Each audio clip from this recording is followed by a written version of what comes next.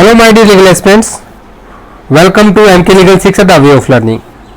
Dear legal aspirants, अगर आप channel पर नए हैं चैनल को सब्सक्राइब कर लें और साथ ही बेल आइकन को प्रेस करें। आज हमारा the immoral traffic prevention act, इसका लेक्चर 4 और लास्ट लेक्चर है। तो टोटल इस पूरे एक्ट को हमने कवर किया है फ्रॉम लेक्चर 1 से लेकर के 4 तक, यानी कि टोटल 4 लेक्चर्स हैं। पहले के तीनों लेक्चर आप नहीं देखे तो उनका लिंक नीचे डिस्क्रिप्शन में है, उनको जरूर देख लें। बिकॉज ये एक्ट आपका एमसीक्यू जो एडीपीएस एग्जाम है वहां के लिए इंपॉर्टेंट है ही है, साथ ही साथ आपको सीआरपीसी के बारे में भी अच्छी नॉलेज देता है। अपने सीआरपीसी को आप काफी अच्छे से कवर कर सकते हैं यहाँ से। आज हम बेरेक्ट स्टडी करेंगे पूरा। बेरेक्ट को पीडीएफ में जाने के बाद कंप्लीट इस एक्ट को आज खत्म कर देंगे, तो वीडियो के साथ आखिर तक जरूर जुड़े रहें। इमोरल ट्रैफिक प्रिवेंशन एक्ट 1956 में कितने टोटल सेक्शंस हैं? तो 25 सेक्शंस हैं, साथ में एक आपका स्केड्यूल है। ठीक है, 25 सेक्शंस में हम कितना कवर कर चुके हैं, एक बार वो थोड़ा सा रिकैप कर लेंगे हम, जिससे हमें आइडिया हो जाए। फर्स्ट लेक्चर में हमने सेक्शन 1 और 2 जितना भी आपका शॉर्ट टाइटल, एक्सटेंट और important definition of brothel, child, major, minor, आपका प्रोटेक्टिव होम, करेक्टिव इंस्टीट्यूशंस, ये सारी की सारी चीज़ें हमने वहाँ पे डील की थी।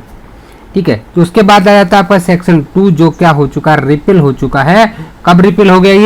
ये रिपील हो गया आपका 2019 में। ठीक है, जो आपका जे.एंड.के रीऑर्गेनाइजेशन एक्ट जब आ गया था। अब उसके बाद नेक्स्ट जो हमारा पार्ट है, ये तो हो गया फर्स्ट पार्ट, उसका लिंक नीचे डिस्क्रिप्शन में, उसको भी आप जरूर देख लें। नेक्स्ट पार्ट में हमने ऑफेंसेस की बात की, कहाँ तक? सेक्शन 9(3) तक। ये आपके पर्टिकुलर ऑफेंस की बात करते हैं। तो ऑफेंस हमने डील किया था, जहाँ पे punishment for keeping brothel, punishment for living on earnings, थोड़ा जूम कर लेते हैं, procure, induce, taking person, detaining a person in premises, vicinity of public place, seduce and soliciting seduction by in person in custody. तो ये सारे के सारे हमने डील किए। इस पे हमने एमसीक्यू भी किए थे प्रीवियस वीडियो में, आपने वो भी देखे होंगे। फिर हमने थर्ड पार्ट में डील किया कि आपका जो करेक्टिव इंस्टीट्यूशंस क्या होगा, डिटेंशन एंड करेक्टिव इंस्टीट्यूशन हमने डील किया। इसके साथ में हमने कौन सा सेक्शन डील किया? साथ में सेक्शन 21 को डील किया हमने। तो इतना चीजें हम कवर कर चुके हैं, और आज हम फर्दर बात करने वाले हैं जो रिमेनिंग सेक्शंस हैं उनकी। आज हम इसको एक्ट को आज खत्म कर लेंगे पूरा इस वीडियो में। चलिए, तो जिसने पहले तीनों पार्ट 3 तक नहीं देखा है, सबका लिंक डिस्क्रिप्शन में है, आप वहां जाके सभी पार्ट्स को देख लें। सो आज की जो क्लास स्टार्ट होगी वो सेक्शन 11 से स्टार्ट होगी। Notification of address of the previously convicted offender. देखिए, ऐसी ही एक चीज आपने कहीं सुनी होगी। कहाँ पे सुनी है? आप याद कीजिए, सीआरपीसी में एक सेक्शन 356 आता है। क्या आता है? सेक्शन 356। तो 356 में आपने क्या पढ़ा है कि जो प्रीवियसली कन्विक्टेड पर्सन है उनको अपना एक एड्रेस नोटिफाई कराना होता है। ठीक है, तो उस एड्रेस का प्रोविजन यहाँ पे दिया गया है। अब किस तरह से दिया जाएगा? देखिए, सीआरपीसी के साथ और आईपीसी के साथ पढ़ना है। It must be read with CrPC along with IPC. क्या कह रहा है ये? IP when any person have been convicted, जब किसी को कन्विक्शन दे दिया जाता है, किसके द्वारा? किसी भी कोर्ट ऑफ इंडिया के द्वारा। कोई कोर्ट ऑफ इंडिया है, और कौन से ऑफेंस? जो आईपीसी में section 363, 365, 366, 366A, 66B, 67, 68, 370, 371 and 72 and 73, सारे के सारे सेक्शन किससे डील करते हैं? Offence against body, chapter number 16 of IPC. कहाँ, किसके बारे में? जो किडनैपिंग और आपके एब्डक्शन की बात करते हैं। किसकी बात करते हैं? किडनैपिंग और एब्डक्शन की बात करते हैं। जब इस तरह के ऑफेंस में कोई भी अगर अपराधी है वहां पे, तो उसको क्या करना? सजा मिली है। कितनी सजा मिली है ये इंपॉर्टेंट हो जाता है यहाँ पे। 2 ईयर्स और अपवर्ड, 2 साल या उससे ज्यादा की सजा, 2 साल या उससे ज्यादा की सजा उसको मिली है। बाई अ कोर्ट और tribunal in any other country, ये तो है जब बाई कोर्ट ऑफ इंडिया। एक कंडीशन क्या होगी? कोर्ट ऑफ इंडिया की 2 साल से ऊपर की सजा। 363, 65, 68, 70, 73। ठीक है, उसके अलावा क्या है यहाँ पे?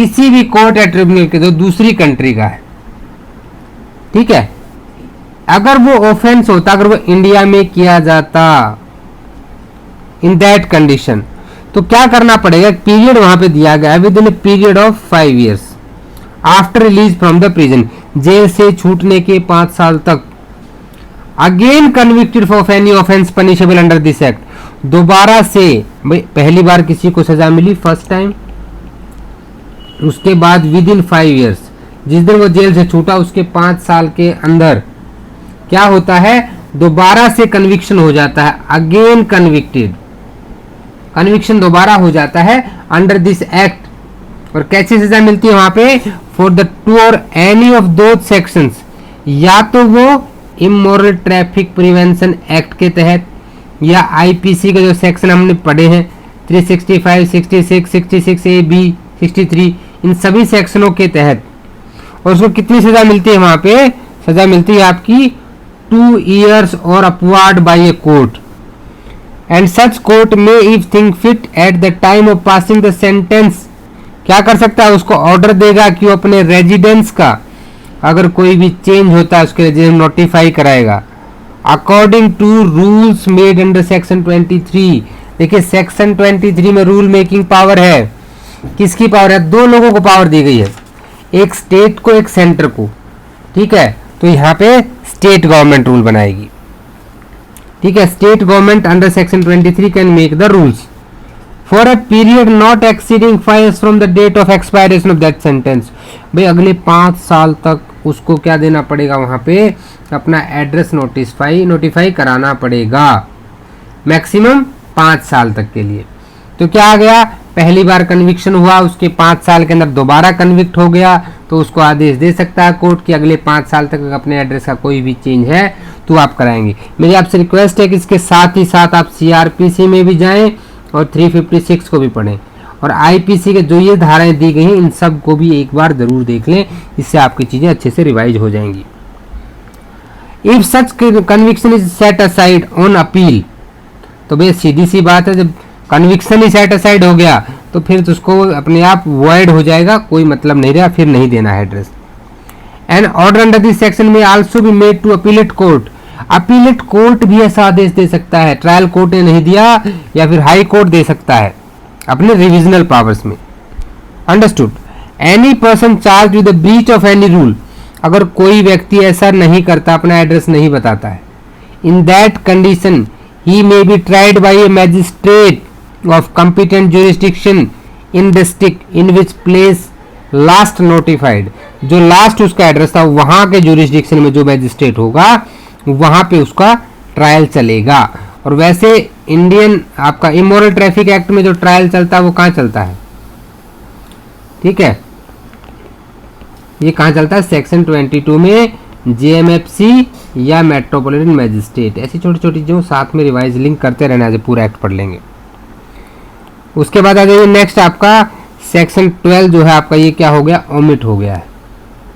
कब ओमिट हुआ, ये 1986 में ओमिट हो गया। अब नेक्स्ट सेक्शन की हम बात कर लेते हैं, 2 चीजें आती हैं आपके पास, एक आता है स्पेशल पुलिस ऑफिसर और एक आता है आपका ट्रैफिकिंग पुलिस ऑफिसर। इन दोनों की दोनों चीजों में 2 इंपॉर्टेंट चीजें, ठीक है, और इसके साथ में एक और चीज यहां पे है, एडवाइजरी बॉडी। क्या है, एडवाइजरी बॉडी। बेल एक्ट में ज्यादा जाने की जरूरत नहीं है, मैं आपको बता दे रहा हूँ, सिंपल चीज अपने माइंड में रखिएगा। देखिए जो स्पेशल पुलिस ऑफिसर होता है इसको स्टेट गवर्नमेंट अपॉइंट करती है किसी भी एरिया में, और ये मिनिमम इसका रैंक इंपॉर्टेंट है आपके लिए, रैंक कितना होना चाहिए, इंस्पेक्टर रैंक का होना चाहिए। अंडरस्टूड। दूसरा क्या है कि मैजिस्ट्रेट जो है ये एसपीओ की पावर किसी को भी दे सकता है, किसको, या तो भाई वो किसी पुलिस अफसर को या रिटायर्ड पुलिस अफसर को भी दी जा सकती है, या फिर हम इसको ना थोड़ा स्लाइड में आपको अलग से समझ लेते हैं। Special police officer, trafficking police officer और एक आपका एडवाइजरी बोर्ड, 3 चीजें यहां पे।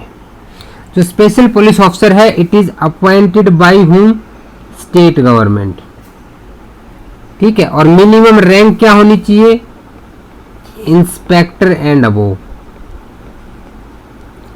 अबो।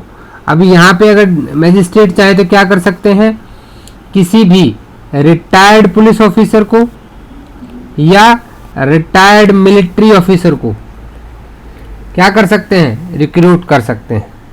लेकिन रिटायरमेंट के टाइम पे जो पुलिस अधिकारी है उसकी रैंक भी क्या होनी चाहिए, मिनिमम इंस्पेक्टर की होनी चाहिए। अंडरस्टूड। और रिटायरमेंट के टाइम पे जो मिलिट्री ऑफिसर है वो मिनिमम कमीशन ऑफिसर होना चाहिए। अंडरस्टूड।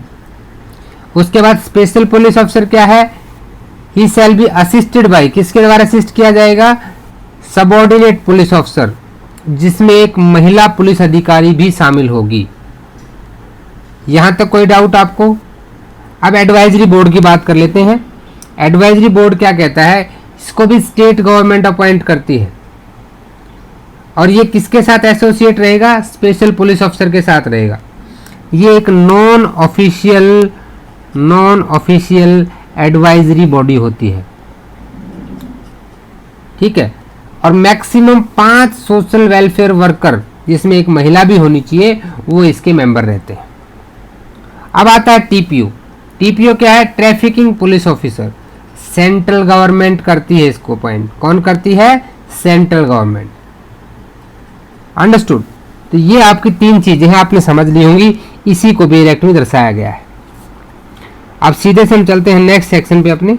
अब सेक्शन 14 क्या बात कर रहा है आपका, आपने सीआरपीसी में सेक्शन 2C में पढ़ा था कि what do you understand by cognizable offences.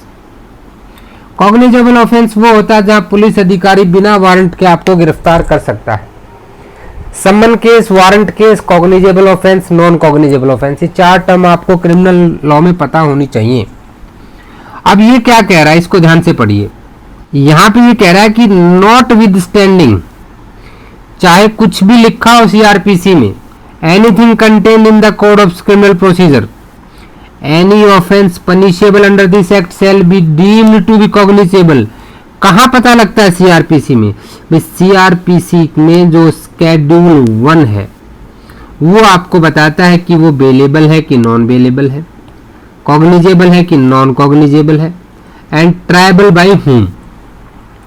वहां पे चाहे कुछ भी दे रखा हो, लेकिन भैया इमोरल ट्रैफिक एक्ट के सारे ऑफेंस क्या होंगे, कॉग्निजेबल होंगे। एमसीक्यू साइड से इंपॉर्टेंट सेक्शन है, मार्क कर लीजिएगा। अब प्रोवाइजो क्या कहता है, that not with standing anything contain in the code. अब यहां पे कुछ चीजें दे दी है इसने। Arrest without warrant may be made only by special police officer. जैसे वहां पे क्या है, आपने जब सेक्शन 41 में पढ़ा वहां सीआरपीसी में, तो सेक्शन 41 ऑफ सीआरपीसी कहता है कोई भी पुलिस वाला गिरफ्तार कर सकता है, पर यहां ऐसा नहीं है। यहां आपका स्पेशल पुलिस ऑफिसर और उसकी रैंक क्या होनी चाहिए, मिनिमम इंस्पेक्टर रैंक का होना चाहिए, या फिर अंडर हिज डायरेक्शन और guidance subject to his prior approval. ऐसा नहीं कि कोई भी अरेस्ट कर लेगा। और जब स्पेशल पुलिस ऑफिसर चाहिए कि उसे सबॉर्डिनेट कोई बंदा उसे क्या करे, अरेस्ट करे बिना वारंट के, उसकी प्रेजेंस के बिना, ठीक है। He shall give that subordinate officer an order in writing. Same बिल्कुल लैंग्वेज, सेक्शन 55 सीआरपीसी पढ़िएगा, जब सबॉर्डिनेट को भेजता है एसएचओ अरेस्ट करने के लिए। Specifying the person to be arrested, अगर किसी और को भेजेगा तो उस वक्त उसको रिटर्न में देना पड़ेगा वहां पे, ठीक है, तभी वो कर पाएगा। भाई सबॉर्डिनेट कब अरेस्ट कर सकता है, जब उसको रिटर्न में ऑर्डर दिया जाए। Understood. Any police officer not below the rank of SI specially authorised by special police officer. SI को कौन ऑथराइज करेगा, स्पेशल पुलिस ऑफिसर, क्योंकि वो क्या है, इंस्पेक्टर रैंक का है, ठीक है। अब वो करेगा, उसका वो रीजन है कि भाई कोई डिले हो रहा है वहां पे। If there is any delay, offender क्या कर सकता है, भाग सकता है, लाइकली टू एस्केप। अब उस ऑफेंडर का नाम और पता जो है वो अननोन है, या उसने फॉल्स नाम दे दिया है, फॉल्स एड्रेस दे दिया है, तो उस केस में क्या करेंगे, स्पेशल पुलिस ऑफिसर ने अगर पहले से ऑथराइज कर रखा है तो एसआई उसकी प्रेजेंस के बिना भी उसको अरेस्ट कर सकता है। बस ये चीजें आपको प्रोवाइजो में याद रखनी है। और जो इंपॉर्टेंट है वो है आपका कि जो नेचर ऑफ ऑफेंस है वो कैसा है, कॉग्निजेबल है। चलिए नेक्स्ट देखते हैं सर्च विदाउट वारंट। सीआरपीसी में कहां लिंक करेंगे आप, इसको बताइए। सेक्शन 93 सर्च वारंट इशू होता है, प्रोसीजर 100 में दे रखा है, पुलिस की पावर 102 में दे रखी है, 103 में मैजिस्ट्रेट अपनी प्रेजेंस में क्या करा सकता है, सर्च कंडक्ट करा सकता है। ये चीजें है कि नहीं है? तो यहां पे सर्च के बारे में क्या कहा गया है कि सर्च विदाउट वारंट कौन कर सकता है, या तो एसपीओ करेगा या टीपीओ करेगा। कौन करेगा? या तो एसपीओ या टीपीओ। कब करेगा? जो वारंट जो है वो विदाउट डिले नहीं लिया जा सकता। जब तक वारंट लेने जाएंगे जिसके लिए हम सर्च कर रहे हैं वो वहां से गायब हो जाएगा, तो इस केस में वो क्या कर सकते हैं, तब आपका ले सकते हैं। Not with standing anything contain in any other law for timing in force when ever special police officer और ट्रैफिकिंग पुलिस अफसर दोनों कर सकते हैं। स्पेशल पुलिस अफसर स्टेट गवर्नमेंट का बंदा है, ये मोदी जी का है, सेंट्रल गवर्नमेंट का, ठीक है। उसको एक रीजनेबल ग्राउंड लगता है कि जो ऑफेंस पनिशेबल हुआ है वो क्या है, उस केस में जो वारंट लेने जाऊंगा तो मैं दिक्कत हो जाएगी, तब तक डिले हो जाएगा। तो ऐसे किसी भी प्रीमाइसिस की वो बिना वारंट के भी वहां पे क्या कर सकता है, सर्च कैरी आउट कर सकता है। अब रिक्वायरमेंट क्या होंगी, अब इसके लिए सेक्शन 100 में आप जो पढ़ के आए ना, वहां पे 2 इनहैबिटेंट चाहिए, तभी आप ले पाओगे ना। वो सारी की सारी चीजें यहां भी चाहिए। जब भी सर्च कर की जाएगी तो स्पेशल पुलिस ऑफिसर क्या करेगा वहां पे, या ट्रैफिकिंग पुलिस ऑफिसर, वो किसी 2 रीजनेबल इनहैबिटेंट्स को बुलाएगा। सेम चीज section 100 CrPC, at least one of हुम शैल बी वुमेन, ये वहां पे नहीं है, ये यहां पे एडिशनल है, क्योंकि महिलाओं के प्रति थोड़ा सा ज्यादा झुकाव इस लॉ का। हालांकि अब ये जेंडर बायस नहीं रहा है, एक महिला होनी चाहिए उसमें से, लोकेलिटी की हो जहां पे सर्च की जा रही है। Witness search and may issue the order in writing, उनको नोटिस भी दे सकता है। अगर वो मान लो भाई मना कर दें कि हम नहीं आ रहे, तो क्या करोगे? अब पुलिस वाले ने कहा कि सर्च करनी है, आप 100 पर्सन एंड 100 महिला आप आ जाओ, और मना कर देते हैं, तो भैया उनके खिलाफ आईपीसी की धारा 187, क्योंकि वो क्या कर रहा है कि मैं issue an order in writing to them, इस लाइन पे ध्यान देना। और अगर उसके बाद रिफ्यूज करोगे तो आईपीसी 187 हो जाएगी। अंडरस्टूड? इसके अलावा क्या है, he must be accompanied by at least 2 women police officer, कम से कम 2 महिला पुलिस अधिकारी भी उसके साथ में होनी चाहिए, ठीक है। और क्या होना चाहिए इसके साथ, द स्पेशल पुलिस अफसर एंड ट्रैफिक पुलिस अफसर entering any premises shall be entitled to remove all the persons found therein, जो भी अंदर मिलेगा उसको वो इंटाइटल है कि वहां से वो निकाले। अब स्पेशल पुलिस अफसर या ट्रैफिकिंग पुलिस अफसर क्या करेंगे, जब उनको रिमूव कर लेंगे वहां पे, जो भी उसको रेड डालने के बाद जो भी वहां पे मिले हैं, वो क्या करेगा, प्रोड्यूस करेगा एप्रोप्रिएट मैजिस्ट्रेट के सामने। Section 56 and 57 CrPC. बिल्कुल, अगर आपने सीआरपीसी पढ़ी है तो सारी चीजें आपके लिए इजी हैं। Any person who is produced before magistrate under sub section 5, अब किसी भी बंदे को आपने क्या किया, प्रोड्यूस कर दिया मैजिस्ट्रेट के सामने।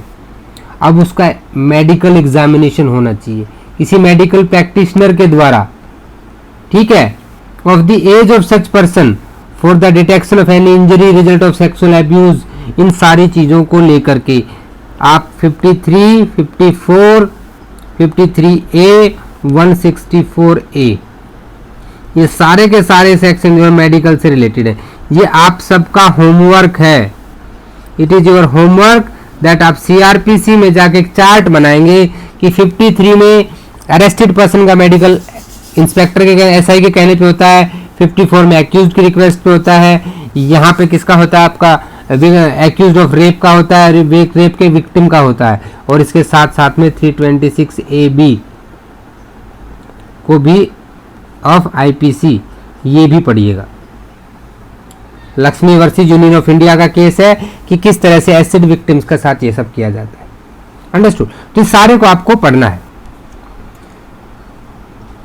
अब बस आपने अगर इतना पढ़ लिया ना तो आपको कोई दिक्कत ही नहीं है। The provision of CrPC shall for far as may be apply to any search warrant as they may apply in any such warrant authority of a warrant under issued under section 94 of the said act। जो section 94 में होता है वो सारी की सारी चीजें यहाँ लागू होंगी। अब ये तो कि जब ठीक है, आप जब वहां पे पहुंचे और वहां पे आपने क्या किया, रेस्क्यू पर्सन की बात आती है। जब magistrate has reason to believe from information received from the police और any other person authorised by state government, या तो उसे पुलिस से परमिशन इंफॉर्मेशन मिले मैजिस्ट्रेट को, या किसी ऐसे व्यक्ति से जिसको स्टेट गवर्नमेंट ने ऑथराइज किया है, तो उस केस में क्या होगा, क्या इंफॉर्मेशन मिली है कि कोई person is living section 4 on the earning of prostitution, is carrying on prostitution section 3, is being made carry on और prostitution in a brothel, he may direct a police officer not below the rank of sub inspector. यहाँ पे minimum sub inspector का होना चाहिए कि वो brothel में जाए और ऐसी चीजों को वहां से रिमूव करे और उसके पास लेकर आए। अंडरस्टूड? दो चीजें हैं यहाँ पे कि कोई मैजिस्ट्रेट को डायरेक्ट पुलिस ऑफिसर से not below the rank of SI information मिली, उसको भेजा, अरेस्ट करा लिया। और ऑफेंस कौन से हैं? The police officer after removing a person shall for to produce them, ये हमने सेम चीज अभी पढ़ी थी सबसेक्शन 5 में, वही चीज यहां पे लागू हो जाती है। अब आते हैं नेक्स्ट सेक्शन में। नेक्स्ट सेक्शन किसकी बात करता है? Intermediate custody of person. ठीक है, अभी आप देखिए सेक्शन 15 में सर्च विदाउट वारंट में आप गए, आपको वहां जो मिला आपने रिमूव कर दिया। सेक्शन 16 में मैजिस्ट्रेट को इंफॉर्मेशन मिली, वहां से उसने भी रिमूव कर लिया। तो ऐसे लोगों को कहां रखोगे? डिटेंशन कहां होगी? अगर स्पेशल पुलिस ऑफिसर ने क्या किया, भाई उनको लेके आ गया वो, तो उस केस में क्या होगा? जब स्पेशल पुलिस ऑफिसर, देखो इंटरमीडिएट कस्टडी क्यों यूज हुआ वर्ड, आपने कहा कि सबसेक्शन 2 देखिए जस्ट ऊपर वाला सबसेक्शन पढ़िए, ये कह रहा है कि मैजिस्ट्रेट के सामने भेजना, लेकिन अभी भेज नहीं पा रहे हैं, तो उस बीच की जो अवधि है, भाई आपने वहां से उनको लिया, मैजिस्ट्रेट तक जाने में समय लगा, तो उसके बीच में उनको कहां रखा जाएगा? जब कोई स्पेशल पुलिस अफसर जिसने किसी रिमूव किया किसी पर्सन को under sub section 4 of section 15, या पुलिस अफसर रेस्क्यूइंग अ पर्सन, अब सेक्शन 16 में हमने अभी पढ़ के आए हैं मिनिमम SI रैंक होनी चाहिए, और मैजिस्ट्रेट के सामने वो प्रोड्यूस नहीं कर पा रहे हैं, he is any reason unable to produce him before the appropriate magistrate, जैसा कि होना चाहिए। हमने अभी सेक्शन 15 के सब सेक्शन 5 में पढ़ा और सेक्शन 16 के सब सेक्शन 2 में, तो अभी पढ़ा है जस्ट ऊपर। तो उस केस में क्या है, shall forthwith produce him before the nearest magistrate of any class, अगल बगल का कोई भी नियरेस्ट मैजिस्ट्रेट हो वहां ले जाएगा, जो एक ऐसा आदेश पास करेगा जैसा कि उनकी सेफ कस्टडी के लिए उसको सही लगता है। Understood? Provided that no person shall be detained in custody under this subsection for a period exceeding 10 days from the date of the order under subsections, भाई कोई भी डिटेंशन 10 दिन से ज्यादा नहीं रखी जाएगी, 10 दिन के अंदर उसको से ज्यादा आप उसको नहीं रख सकते डिटेंशन में। Restored to or placed in the custody of a person who may exercise harmful influence over him, ऐसी कस्टडी में नहीं रखा जाएगा जो उसके ऊपर एक हार्मफुल वो कर सकता है। मान लीजिए उसका रिस्टोरेशन किसी ऐसे व्यक्ति के पास जाना चाहिए जो भाई उसको दोबारा से प्रोस्टिट्यूशन में धकेल सकता है, उसको हार्म पहुंचा सकता है, तो ऐसी जगह पर रिस्टोरेशन नहीं होगा। अंडरस्टूड? सेक्शन 17 में इतनी ही बातें। नेक्स्ट पे चलते हैं 17A। 17A फिर क्या कहता है? Condition to be observed before placing person rescue under section 16 to the parents और गार्जियन। अभी आपने जो बात की उसके साथ इसको लिंक कीजिए। भाई जो हार्मफुल है जिसकी कस्टडी में वहां नहीं भेजना है, तो इसको इंसर्ट किया गया 1986 के अमेंडमेंट में। ठीक है, जो 1986 की अमेंडमेंट थी वो हमेशा याद रखना है कि 26 जनवरी रिपब्लिक डे के दिन 1987 से लागू हुई थी। Remember this things. अब आता है कि nothing not with standing anything contain in subsection 2 of section 17। अभी हम सबसेक्शन 2 में क्या उसे है कि कस्टडी दे रहे थे। मैजिस्ट्रेट जब इंक्वायरी करेगा ना सेक्शन 17 में, तो कोई भी आदेश पास करने से पहले वो ये देखेगा कि उसको जो पेरेंट्स, गार्जियन और हस्बैंड है, वो उसको जो जेन्युइननेस उनकी है कि वो पेरेंट, गार्जियन और हस्बैंड है, क्या वो उसकी कस्टडी के लिए सही है, और इसके लिए एक इन्वेस्टिगेशन भी करवा सकता है। किसके द्वारा? वेलफेयर इंस्टीट्यूशंस या ऑर्गेनाइजेशन के द्वारा, कि भाई इनके इसमें भेजना फायदे में होगा या नहीं होगा। तो एक तरह से 17 के सब सेक्शन 2 का एक्सटेंशन है ये। लिख लीजिए, read with section 17 sub section 2। अब नेक्स्ट आता है हमारा section 18, closure of brothel and eviction of the offender from the premises. A magistrate may on the receipt of information from the police और otherwise, देखिए जब भी मैजिस्ट्रेट को एक इंफॉर्मेशन मिलती है, किससे मिली? या तो पुलिस से मिली या फिर किसी से और से भी मिली, तो एक आदेश जारी करेगा। He will issue an order, किसको? ऑनर को, लेसर को या लैंडलॉर्ड को, ठीक है, कि वहां पे 200 मीटर के अंदर, कितने में? 200 मीटर, 200 मीटर, याद होगा सेक्शन 7 के साथ, रीड विद सेक्शन 7, ठीक है। Prohibition in the vicinity of public places, 200 metre से from any public place being run और used as a brothel by any person carrying on their trade issue the notice to, किसको notice जाएगा? Owner, lessor या landlord को। इनको notice जाएगा, किस लिए जाएगा? कि they have to show cause, कि भाई आप कारण बताओ, नोटिस जारी होगा। किस बात का कारण बताओ? कि जो आपका जो प्रीमाइसिस है वो हम क्लोज क्यों ना करें, और कितना समय मिलेगा? 7 डेज का। ये एमसीक्यू मार्क कर लीजिएगा, to show cause within 7 days of the receipt of notice. Understood? ये आपके लिए इंपॉर्टेंट हो जाता है। दूसरा क्या है कि ठीक है भाई, अब जब नोटिस आ गया तो 7 दिन के बाद क्या है? उसको खाली करवाना है। अब यहां पे आफ्टर हियरिंग मैजिस्ट्रेट उसकी बात सुनेगा, शो कॉज नोटिस देगा। तो उस टाइम पे क्या होगा कि either evict the occupier with in 7 days of the order, या तो उसको क्या कर देगा? सुनवाई करेगा उसकी शो कॉज के बाद, तो उसको लगेगा नहीं ये तो गलत बात कह रहा है, इसको सच में खाली कराना चाहिए, तो खाली करवा देगा। या फिर बिफोर दिस वो क्या करेगा? 1 साल, ध्यान से पढ़िए इसको, directing that before letting out, ये जो सेकंड कंडीशन है ना, ये आपके लिए इंपॉर्टेंट है। Directing that before letting out during the period of 1 year, 1 साल तक अगर तुम अपने प्रीमाइसेस को किराए पे दोगे, और अगर वहां पे कोई चाइल्ड या माइनर मिल गया जिसको प्रोस्टिट्यूशन की तरह यूज किया जा रहा था, तो भैया फिर 3 साल का, यानी कि 2 समय सीमाएं दे दी गई है, एक 1 ईयर की, एक आपकी 3 इयर्स की।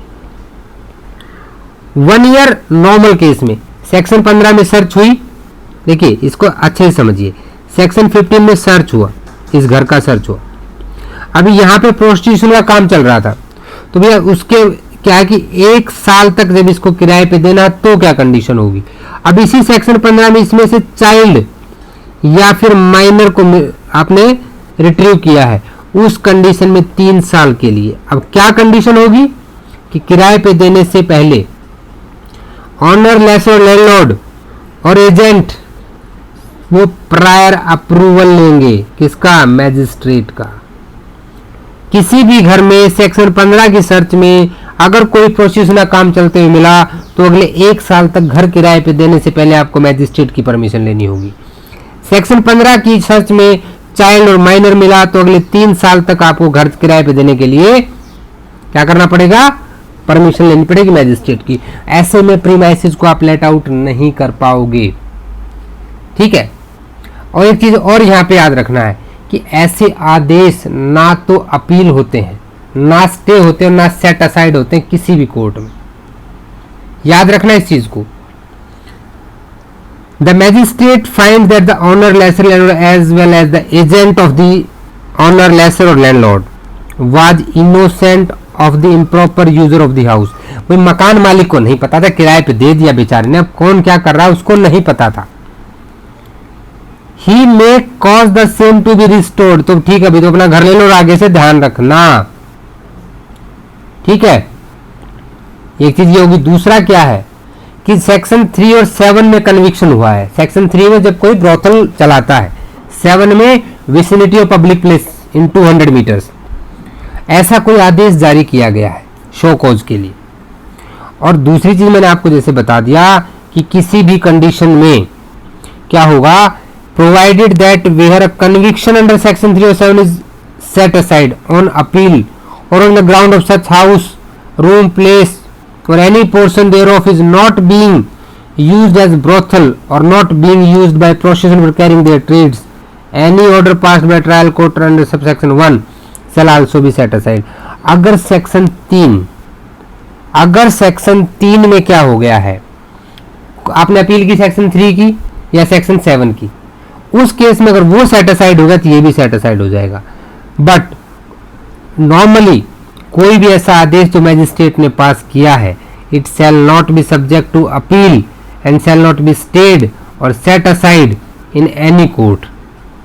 एंड वैलिडिटी, यहां से एक इंपॉर्टेंट क्वेश्चन है, 1 ईयर और 3 ईयर एज द केस में भी। इसकी वैलिडिटी कितनी हो सकती है, 1 साल भी हो सकती है और 3 साल भी हो सकती है। 1 साल नॉर्मल केसेस में, 3 साल आपके चाइल्ड के केसेस में। अंडरस्टूड। अब आ जाइए सीधे सेक्शन 9 में। सिर्फ इंपॉर्टेंट चीजें आपको कवर करा रहा हूं जहां से आपके एमसीक्यू बनने के चांसेस हैं। देखिए सेक्शन 18 का मैं आपको एक बार पूरा रिकैप समझा देता हूं। यहीं पे हम सेक्शन 18 का एक रिकैप कर लेते हैं।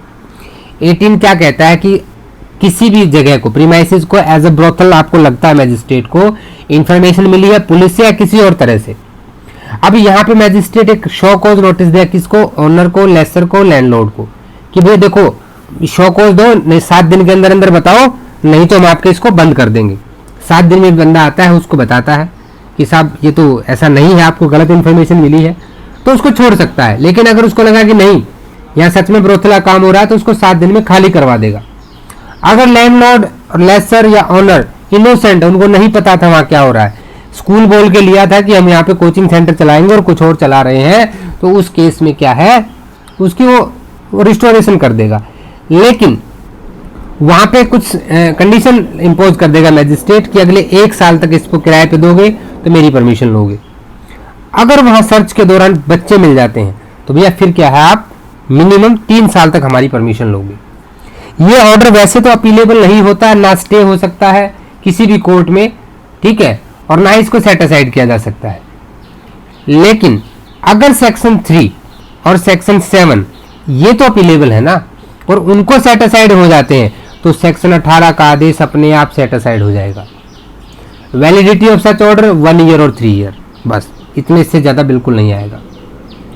सेक्शन 19, अब यहां पे क्या है, एक एप्लीकेशन दी जाती है फॉर बीइंग केप्ट इन, किसके द्वारा, किसी व्यक्ति के द्वारा, ठीक है। अब यहां पे देखिए, a person who is carrying on, ऐसा कोई व्यक्ति जो चला रहा है या चलवा रहा है क्या, प्रोस्टिट्यूशन, वो एक एप्लीकेशन देता है मैजिस्ट्रेट को, ठीक है, कि to kept in a protective home. भाई अब यहां पे जो विक्टिम है ना, विक्टिम एक तरह से, भाई आपने देखा होगा जो बिहार में डकैत होते थे, बागी होते थे, वो सरेंडर कर देते थे पुलिस को बाद में। तो यह वही बात है कि साहब मैं सरेंडर कर रहा हूं और मुझे प्रोटेक्टिव होम में रखिए। Section 10A, provide care and protection, मुझे केयर और प्रोटेक्शन चाहिए करेक्टिव इंस्टीट्यूशन में या प्रोटेक्टिव होम में रखिए मुझे। The magistrate may pending inquiry under sub section 3। अब भाई मान लीजिए सब सेक्शन 3 जो हम आगे पढ़ेंगे वहां के तहत क्या है, मैजिस्ट्रेट एक इंक्वायरी कर सकता है कि इनको रखा जाना चाहिए कि नहीं रखा जाना चाहिए। Read this with section 21 also. Individual ने एप्लीकेशन दी कि साहब मुझे क्या करो, आप मुझे रखो कहां पे, प्रोटेक्टिव होम में रखो। If the magistrate after hearing the applicant he made the application that please keep me in the protective home, I need care and protection, magistrate inquiry करेगा, ठीक है। अब इंक्वायरी किसके द्वारा कराएगा, कोई प्रोबेशन ऑफिसर के द्वारा।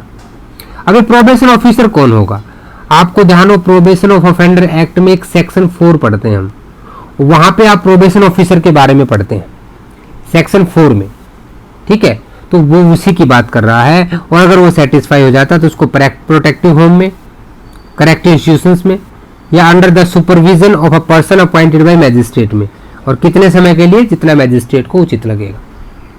अब नेक्स्ट आते हैं section 20, removal of prostitute from any place. Removal of person आपने अभी अभी पढ़ा था, और ये क्या आ गया, रिमूवल ऑफ प्रोस्टिट्यूट, ठीक है। Removal of prostitute from any place, ये कहां पे आएगा, इसको लिंक कीजिएगा सेक्शन 16 के साथ, जहां पे आप क्या कर रहे थे, रेस्क्यू कर रहे थे पर्सन को, और यहां हम क्या कर रहे हैं, रिमूवल कर रहे हैं। डिफरेंस को समझिएगा। A magistrate on receiving information that any person residing in or frequenting any place within local limit of his jurisdiction is a prostitute. अब मैजिस्ट्रेट को इन्फॉर्मेशन मिली कि कोई ऐसा व्यक्ति है जो प्रोस्टिट्यूट है, यानी देखिए पर्सन वर्ड यूज हुआ, क्योंकि आजकल महिला और पुरुष में ज़्यादा फर्क नहीं रह गया है, ठीक है। It is not gender biased after 1986। तो उस केस में क्या होगा, अब वो जो इन्फॉर्मेशन मिली है उसको रिकॉर्ड करेगा और एक नोटिस इशू कर देगा। सेक्शन 18 में भी नोटिस इशू हो रहा था, उस व्यक्ति को नोटिस इशू करेगा कि तुम एक काम करो बेटा, मेरे सामने आओ and you show the cause, ठीक है, कि तुम्हें वहां से रिमूव क्यों नहीं किया जाए, या तुम्हारे ऊपर हम रिस्ट्रिक्शन लगा दें कि तुम दोबारा वहां नहीं जा पाओगे। सेक्शन 18 में समय सीमा थी 7 दिन की, क्या यहाँ कोई समय सीमा दी है, यहाँ समय सीमा नहीं दी है। अब जब नोटिस इशू हो गया तो it shall be accompanied by A copy of record aforesaid. जो इन्फॉर्मेशन मिली थी उससे जो रिकॉर्ड बनाया था उसकी कॉपी साथ में लगेगी और नोटिस को उसके साथ दे दी जाएगी। अब जो मैजिस्ट्रेट है, अब जब सर्विस ऑफ नोटिस हो गई है, अब वो इंक्वायरी करेगा ट्रुथ ऑफ इंफॉर्मेशन की, कि सच भी है या किसी ने ऐसे ही किसी को परेशान करने के लिए कोई ऐसी चीज डाल दी है। तो such person is a prostitute और नॉट, ये कैसे पता लगेगा, इंक्वायरी से पता लगेगा। और अगर वो है तो क्या करना पड़ेगा, he should be required to remove himself and to be prohibited of re-entering in the same. Magistrate shall by order in writing communicate to that person, ठीक है, to require him after a date of order which shall not be less than 7 days from the date of order. अब देखिए यहाँ पे अब समय सीमा आ गई है, और जब इंक्वायरी में सेटिस्फाई हो जाएगा तो भैया 7 दिन का समय दिया जाता है। 7 दिन में आप अपने आप को वहां से या तो निकाल लो, अंडरस्टूड, या फिर वहां पे आप नहीं जाओगे। यू आर प्रोहिबिट फ्रॉम री entering that place without the permission in writing. अगर वहां जाना है तो किसकी परमिशन चाहिए, मैजिस्ट्रेट साहब की परमिशन चाहिए, तभी आप जा पाओगे। अब मैजिस्ट्रेट साहब के कहने के बाद भी वो बंदा कंप्लाई नहीं करता है, 7 दिन के अंदर नहीं जाता। और knowing that any person has under this section been required to remove himself, not obtain the requisite permission, बिना परमिशन के वहां पे दोबारा चला जाता है तो भैया फिर हम आपको सजा दे देंगे। ये shall be punishable, और कितनी पनिशेबल मिलेगी, with a fine which may extend to 200 rupees, 200 रुपए तक का fine. Not in case of continuing offence with an individual additional fine which may extend to 20 rupees for every day. भाई आज गए तो 220 हो गया, फिर गए 240 हो गया, फिर गए 260 हो गया। समझ रहे हैं आप, पुलिस एक्ट में हमने एक सेम ऐसी चीज पढ़ी थी जब स्पेशल पुलिस ऑफिसर बना रहे थे, वही सेम चीज यहाँ पे आती है। नेक्स्ट आता है हमारा सेक्शन 21 को हम डील कर चुके हैं ऑलरेडी। प्रोटेक्टिव होम का डिफाइन कहाँ पे है, 2B करेक्टिव इंस्टीट्यूशन, 2G आपका protective home, 10A detention in that and protective home, और यहाँ पे आ गया कि किसके द्वारा एस्टेब्लिश किए जाएंगे, स्टेट गवर्नमेंट के द्वारा। नेक्स्ट चलते हैं अपने 22 के ऊपर। 21 फिर क्या कहता है, production of record, every person in authority who is licensed under section 3। भाई एक सिंपल सी इतनी बात कह रहा है कि सेक्शन 21 में आपको लाइसेंस मिल गया। अब लाइसेंस मिलने के बाद क्या है, आपने एस्टेब्लिश कर लिया प्रोटेक्टिव होम या करेक्टिव इंस्टीट्यूशंस, तो जब भी कोर्ट चाहेगा आपसे कोई रिकॉर्ड मंगाएगा तो आपको ले जाना पड़ेगा। यू कैन नॉट डिनाई, आप ये नहीं कह सकते कि मैं नहीं लेके जाऊंगा, अंडरस्टूड, क्योंकि हमने देखिए सेक्शन 21 में क्लियरली पढ़ा था कि या तो स्टेट गवर्नमेंट एस्टेब्लिश करेगी या फिर कोई परमिशन ले सकता है। अब 22 कुछ नहीं कह रहा, बहुत सिंपल सी बात कह रहा है, ट्रायल ऑफ ऑफेंस कैसे होगा, कौन कौन से ऑफेंस का ट्रायल अंडर सेक्शन 3, 4, 5, 6, 7 एंड 8। यहाँ देखिए 9 नहीं है, 9 नहीं है, जहां सिडक्शन इन कस्टडी की बात करता है वो थोड़ी एग्रेवेटेड फॉर्म है। 3 में क्या है, कोई भी ऐसा ब्रोथल रखता है। 4 में अर्निंग के ऊपर कोई जीता है। ठीक है, सारी चीजें आपने पढ़ी है ना पीछे, सारे ऑफेंस, तो उनको कवर करने में सारे ऑफेंस इंपॉर्टेंट है आपके लिए। पब्लिक विसिनिटी में सीड्यूस सोलिस्ट करना, डिटेन करना किसी को। अब 22A फिर क्या कहता है कि power to establish the court. देखिए मैं पावर्स की चीजें बता देता हूं आपको यहाँ पे कि स्पेशल कोर्ट कौन कर सकता है। एक वर्ड आता है स्पेशल कोर्ट, इतना आपको याद रखना है कि 22A में स्टेट गवर्नमेंट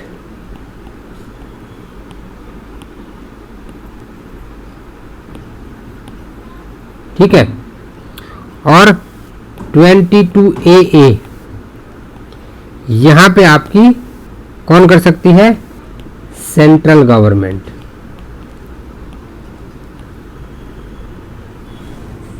अभी 22A कहता है कि कोई भी स्टेट गवर्नमेंट अपॉइंट एस्टेब्लिश करेगी किसी भी स्पेशल कोर्ट को after consultation with the high court, high court से कंसल्ट करने के बाद। ठीक है, किससे कंसल्ट करने के बाद, हाई कोर्ट से कंसल्ट करने के बाद। अब यहां पे क्या है जो सेंट्रल गवर्नमेंट करेगी, it also consult with the, उस पर्टिकुलर स्टेट के हाई कोर्ट से कंसल्ट करेगी। ठीक है, पर्टिकुलर स्टेट के हाई कोर्ट से कंसल्ट करना है। अब डिस्ट्रिक्ट में या मेट्रोपॉलिटन एरिया में होगा तो वहां पे जेएमएफसी, इस केस में जेएमएफसी या फिर आपके मेट्रोपॉलिटन मैजिस्ट्रेट होंगे। ठीक है, अंडरस्टूड। तो यहां तक कोई डाउट हो तो बताइए। उनको तो कैसा माना जाएगा भाई, बिल्कुल वैसा ही माना जाएगा जैसे कि सीआरपीसी में हम सेक्शन 11 से लेके 15 तक क्या पढ़ते हैं, मैजिस्ट्रेट कोर्ट पढ़ते हैं। तो सेक्शन 11 के सब सेक्शन 1 में जो बताया गया है, और सेक्शन 16 से लेके 19 तक हम किसके बारे में पढ़ते हैं, मेट्रोपॉलिटन मैजिस्ट्रेट कोर्ट। तो वहां पे 16 के 1 के बारे में बताया गया है, उसी तरह से उसको कोर्ट समझा जाएगा। ठीक है, ये स्पेशल कोर्ट होंगे आपकी।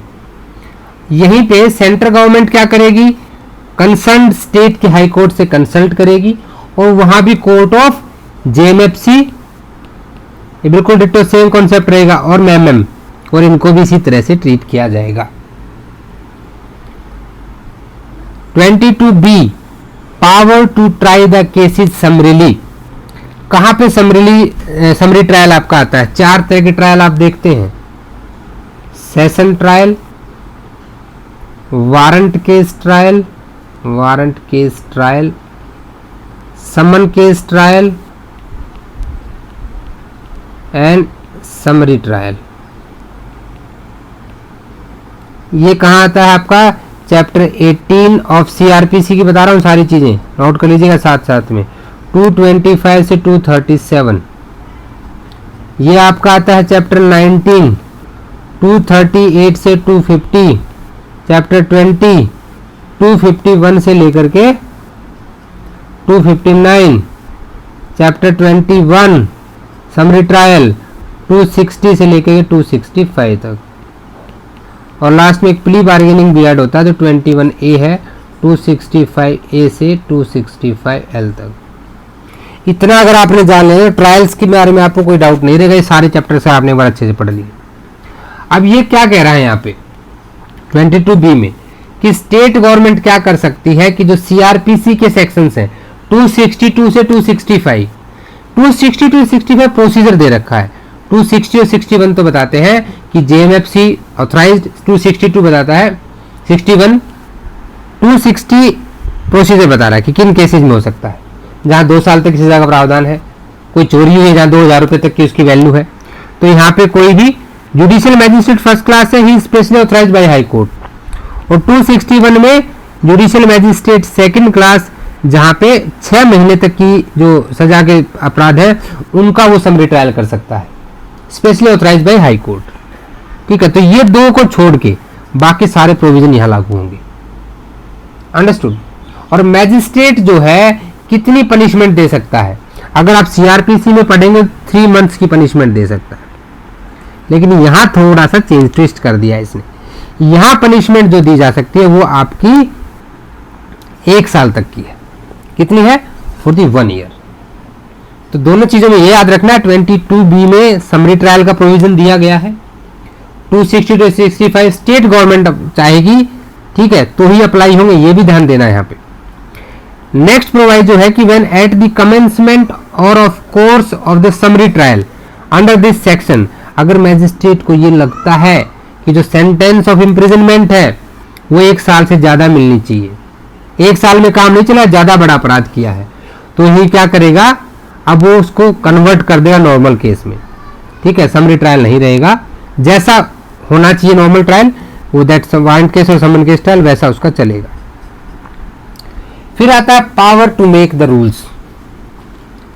एक ही एमसीक्यू यहां से बनता है आपका इंपॉर्टेंट, कि who can make the rules.